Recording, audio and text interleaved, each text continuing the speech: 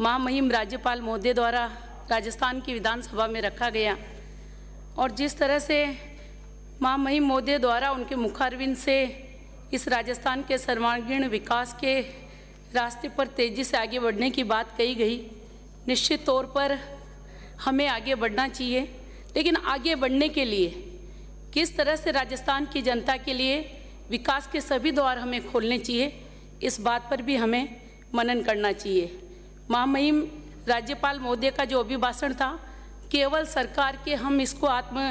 परिवेदना कहेंगे तो इसमें कोई अतिशयोक्ति नहीं है। और जिस तरह से उन्होंने इस बात को भी कहा कि अब हमारा प्रदेश मॉडल स्टेट के रूप में उभर रहा है, मॉडल स्टेट के रूप में उभरे, लेकिन क्या मात्र इस अभिभाषण का हम लोग यहाँ उनके मुखारविंद से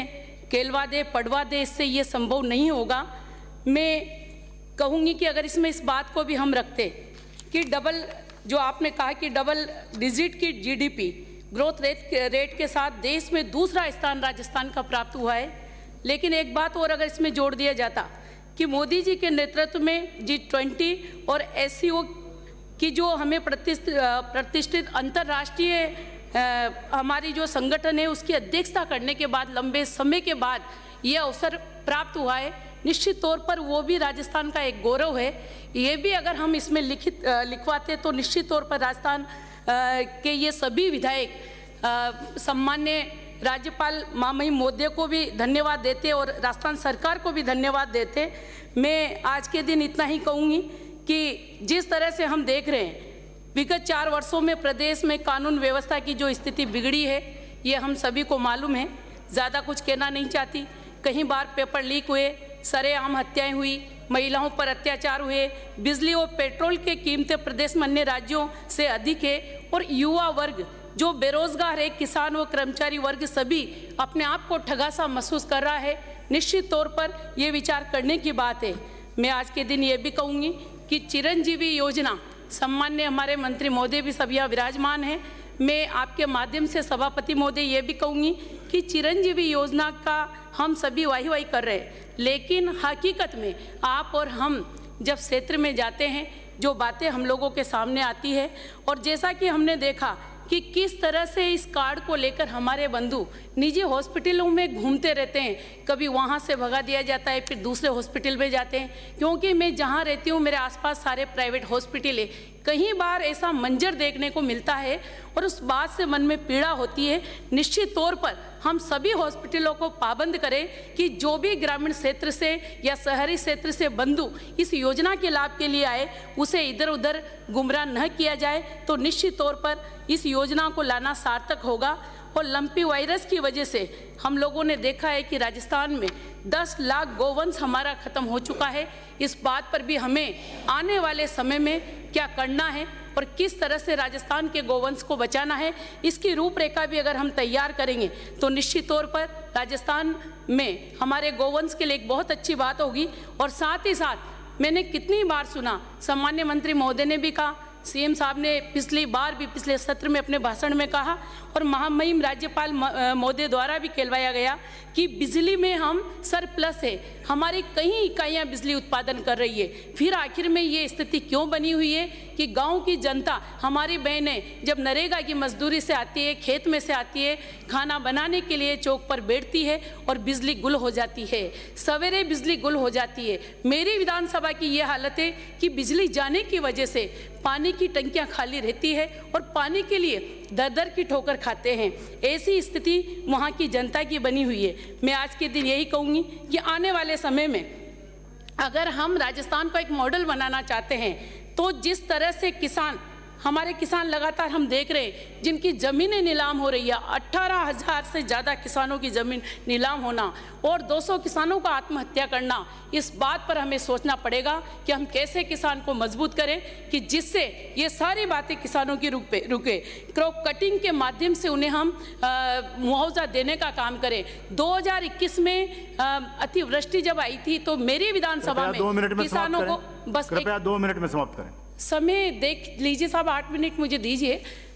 तो मैंने 2021 का जो मुआवजा था वो भी आज तक मेरी विधानसभा का नहीं मिल पाया है। मेरा निवेदन है उसे भी मुझे दिया जाए और साथ ही साथ मैं ये भी मांग करूंगी कि जो खनन की आपने बात कही है, महामहिम राज्यपाल महोदय द्वारा कहलवाई गई है कि हमने 7,279 करोड़ रुपए संग्रहित किए थे जो हमारे खनन दाता थे उनसे अंशदान के रूप में। आपने 3,164 करोड़ रुपए खर्च कर दिए, लेकिन मेरा निवेदन है कि मैं जिस विधानसभा से आती हूँ वहाँ की कितनी राशि बनती है मेरी विधानसभा की, उस जिले की, उस राशि को वहाँ पर क्यों नहीं खर्च किया जा रहा, इस ओर भी आपको ध्यान देना चाहिए। और सम्मान्य हमारे यूडीएच मिनिस्टर साहब यहाँ विराजमान है, मैं उनसे भी कहूँगी, आपने कहा कि ट्रैफिक लाइट फ्री सिटी बनाने का आपने जो प्रयास किया है कोटा के लिए, एक अच्छा प्रयास है, हम धन्यवाद देंगे आपको। आपने 460 करोड़ रुपए का जो 3 अंडरपास बनाए और 5 फ्लाईओवर बनाए वो ठीक है, लेकिन मेरा निवेदन है, जब मैं वहाँ से आती हूँ पाटन से, जब भी मैं बालिता रोड पर फ्लाईओवर पर चढ़ती हूँ निश्चित तौर पर कहीं ना कहीं टेक्निकल फॉल्ट उसमें रहा है। ऊपर चढ़ना और वहीं पर उतरना वो ऐसा लगता है कि वहाँ की जनता को गुमराह कर रहा है, तो उसमें भी अगर कोई टेक्निकल फॉल्ट रहा हो तो उसे हम सुधारने का काम करें। साथ ही साथ मैं ये भी कहूँगी कि मेरी विधानसभा में जो बहुत सारी ऐसी पुलियाएँ हैं जो जनजीवन को रोक देती है, 8-8 दिन तक हम लोग दूसरे गांव में नहीं जा पाते, गांव के लोग बाहर नहीं निकल पाते, ऐसी पुलियाएँ मैंने लिखित में भी सम्मान्य सीएम साहब को भेजी है कि बजट में उनकी घोषणाएँ की जाए। जैसे कि मेरे कुरेल नदी पर एक पुलिया का निर्माण है, उसे भी मुझे दिया जाए। जयस्थल एक और हमारी कोडकिया बालाजी से जगन्नाथपुरा सड़क पे है, उस पर भी एक मेज नदी पर जो पुलिया बनेगी उसका भी मैंने प्रस्ताव बनाकर भिजवाया है। डांगा हेड़ी से रेबारपुरा जो हमारा गांव है वहाँ पर भी एक पुलिया की, क्योंकि 5-5 दिन तक माननीय सभापति महोदय मेरे क्षेत्र के अलावा कुछ भी नहीं बोल रही मैं, तो उसकी भी अगर घोषणा करेंगे तो निश्चित तौर पर जनता का फायदा होगा। और स्टेट हाईवे 70 पर इंद्रगढ़ चांददा डीबरी राजोपा सड़क पर भी अगर हम पुलिया निर्माण करेंगे तो निश्चित तौर पर मेरी जनता का एक बहुत बड़ा बेनिफिट उससे होने वाला है, क्योंकि इटावा कोटा बूंदी जिले को वो पुलियाएं जोड़ती है। और लास्ट में एक बात कहकर मैं अपनी बात को विराम देना चाहूँगी। मैं मान सकती हूँ कि राजस्थान को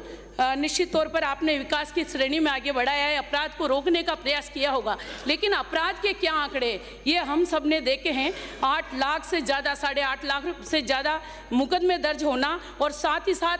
27,000 बहनों के साथ, बहन बेटियों के साथ दुष्कर्म के मामले जो आए, निश्चित तौर पर इस राजस्थान के लिए संसार कर देने वाली बात है। एक ही बात कह के अपनी बात को विराम देना चाहूँगी कि माननीय सभापति महोदय, राजस्थान प्रदेश की एकमात्र हाई सिक्योरिटी जेल अजमेर में जो हार्डकोर अपराधियों के द्वारा अवैध गतिविधियां संचालित की जा रही है, जिससे कि परेशान होकर आए दिन जेल में बंद अपराधियों द्वारा भूख हड़ताल पर बैठना, ये हम सबके सामने है। कहीं ना कहीं हम इसको रोकने का प्रयास करें। और साथ ही साथ जो हमारे उदयपुर कांड में जो अपराधी थे जो वहां पर बैठे हुए हैं, वो लगातार मोबाइलों के माध्यम से पाकिस्तान में इंटरनेशनल कॉलिंग करना और भी देशों में, इसकी जांच करवाई जाए, इसकी छापेमारी होगी तो निश्चित तौर पर हम लोगों के सामने ये सारे आंकड़े सामने आएंगे। आपने बोलने का मौका दिया, धन्यवाद।